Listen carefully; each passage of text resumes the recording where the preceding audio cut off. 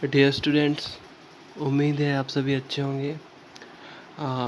आज हम राजस्थान के इतिहास वाले पार्ट का एक महत्वपूर्ण प्रश्न पढ़ने जा रहे हैं। वो है राजपूतों की उत्पत्ति से संबंधित सिद्धांत। ये जो टॉपिक है वो भी बहुत महत्वपूर्ण है और अक्सर कॉम्पिटिटिव एग्ज़ाम्स में आता है।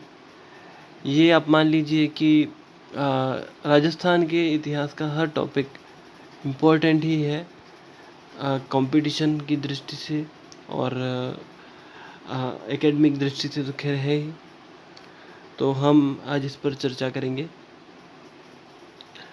तो इससे पहले कि ये चैप्टर हम आगे बढ़ें इस बारे में, जैसा कि हम रोज़ करते हैं, जैसा कि आप जानते हैं कि कोरोना से संबंधित मामले बढ़ते जा रहे हैं, तो आप घर में ही रहिए, बाहर जाने पर मास्क लगाइए, सोशल डिस्टेंसिंग बनाए रखिए और सैनिटाइज़र का उपयोग कीजिए। ये बात आपसे बार बार इसलिए कही जाती है ताकि आपको ये ध्यान में आता रहे। तो हम अपने टॉपिक की ओर बढ़ते हैं। राजपूतों की उत्पत्ति से संबंधित जो प्रमुख सिद्धांत हैं। स्टूडेंट्स, जो राजपूत थे उन्होंने हमारे क्षेत्र राजस्थान, इस क्षेत्र पर लंबे समय तक राज्य किया। राजपूत शब्द की उत्पत्ति राजपुत्र शब्द से मानी जाती है, यानी राजाओं के पुत्र। यह जाति युद्ध प्रिय थी, प्रशासन कार्य संभालती थी और राजस्थान के महत्वपूर्ण इलाकों पर इस जाति का लंबे समय तक शासन रहा है। अतः आज हम पढ़ेंगे कि राजपूतों की उत्पत्ति से संबंधित जो उनकी उत्पत्ति किस तरह से हुई, इस बारे में जो सिद्धांत प्रचलित हैं उनके बारे में।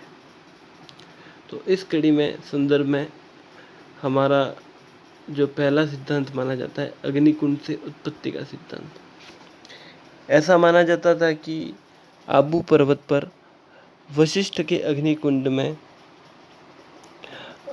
उत्पन्न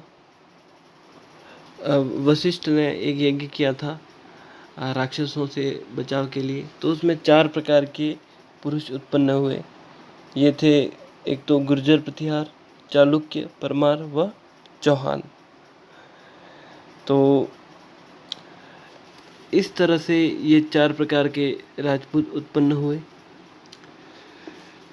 इस अग्निकुंड से उत्पत्ति के सिद्धांत के समर्थक चंद्रबरदाई अपने पृथ्वीराज रासो ग्रंथ में करते हैं। उसके बाद मोहनोत नैणसी और सूर्यमल मिश्रण भी इस सिद्धांत का समर्थन करते हैं। हालांकि कई विद्वान इसे एक साहित्यिक बात बताते हैं कि ये एक साहित्यिक रूप में कही गई बात है, क्योंकि जैसा कि वर्तमान वैज्ञानिक सिद्धांतों के आधार पर ऐसा होना संभव नहीं माना जाता है। इसके बाद जो अगला सिद्धांत है वो ये माना जाता है कि राजपूत जो थे वो प्राचीन क्षत्रियों की संतान हुआ करते थे और यह मत सर्वाधिक प्रचलित भी है, सर्वाधिक मान्य भी है। इसके जो प्रतिपादक हैं GH ओझा और C.V. वैद्य इस मत को अधिक प्रबलता से रखते हैं।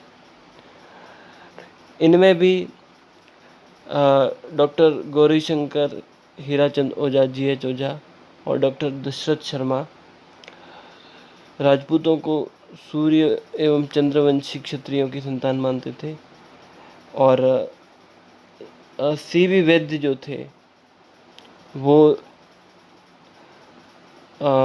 राजपूतों को विशुद्ध वैदिक कालीन क्षत्रिय, विशुद्ध वैदिक कालीन आर्य की संतान मानते थे। इसके बाद जो तीसरा मत है वो है ब्राह्मण वंशीय। इस मत के अनुसार राजपूत जो थे वो किसी न किसी ब्राह्मण ऋषि की संतान थे। इस मत को डॉक्टर D.R. भंडारकर और डॉक्टर गोपीनाथ शर्मा इस मत को मान्यता देते हैं।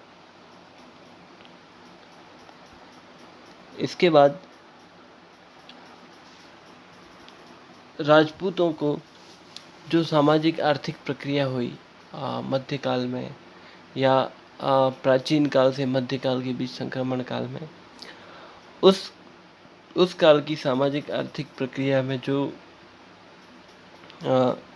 जमीन के मालिक कह लीजिए या फिर जिन पर रक्षा का भार आता था, तो इस सामाजिक आर्थिक प्रक्रिया की उपज इन राजपूतों को माना जाता है। इस सिद्धांत के जो समर्थक हैं वो हैं ब्रजदूलाल चट्टोपाध्याय। इसके बाद स्मिथ के अनुसार राजपूत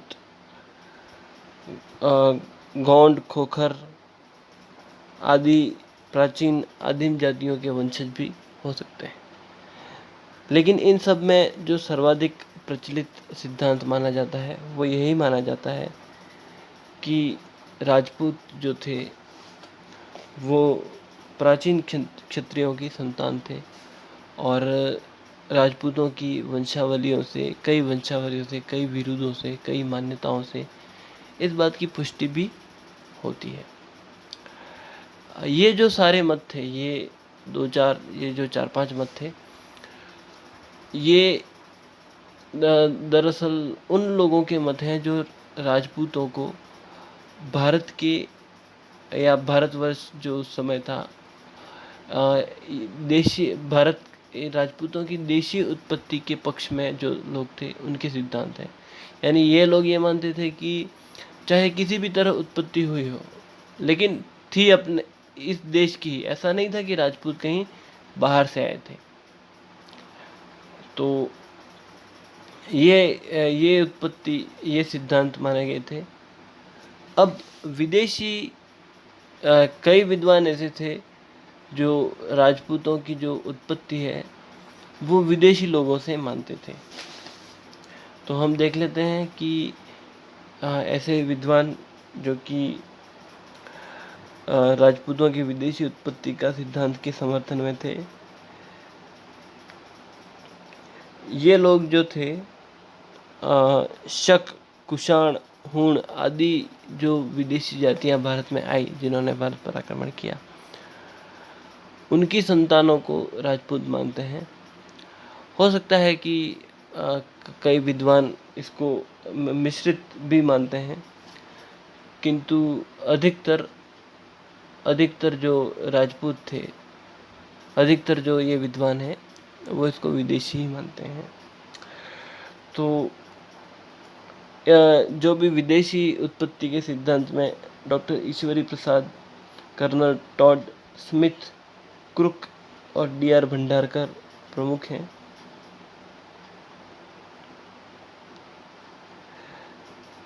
इनमें शक सिथियन की संतान राजपूतों को माना है कर्नल जेम्स टॉड तथा विलियम क्रुक ने, जो कि William Crooke colonel James Tod की किताब के संपादक भी रह चुके थे। उसके बाद शक यूची शाखा कुषाणों की। उसके बाद गुर्जर, हूण, ये स्मिथ के मतानुसार है। उसके बाद गुर्जर वंशीय मत जो है वो doctor D.R. Bhandarkar, doctor Ishwari Prasad, क्योंकि ये लोग गुर्जरों को श्वेत हूण मानते हैं, यानी ये लोग गुर्जरों को विदेशी मानते हैं। अतः उनका मानना था कि राजपूतों की उत्पत्ति भी इन्हीं श्वेत हूणों से ही हुई। उसके बाद कुषाणों की जो यूची शाखा थी उससे मानते हैं। ये जो मत है ये कनिंघम द्वारा प्रस्तावित मत है, जो कि उन्होंने ब्रोज गुर्जर ताम्रपत्र के आधार पर दिया है। तो इस तरह से हमने देखा कि अनेक मत हैं, लेकिन वर्तमान में जो सर्वाधिक सत्य के निकट प्रतीत होता है वो डॉक्टर गौरीशंकर हीराचंद ओझा का मत ही प्रतीत होता है, क्योंकि प्राचीन क्षत्रियों की संतान अगर राजपूतों को हम मानते हैं तो ये बहुत ही स्वाभाविक सी बात लगती है। और साथ ही राजपूतों की कई परंपराएं और रीति रिवाज ऐसे हैं जो कि प्राचीन क्षत्रियों से मेल खाते हैं, अतः उनको प्राचीन क्षत्रियों की संतान मानना अधिक उपयुक्त होगा।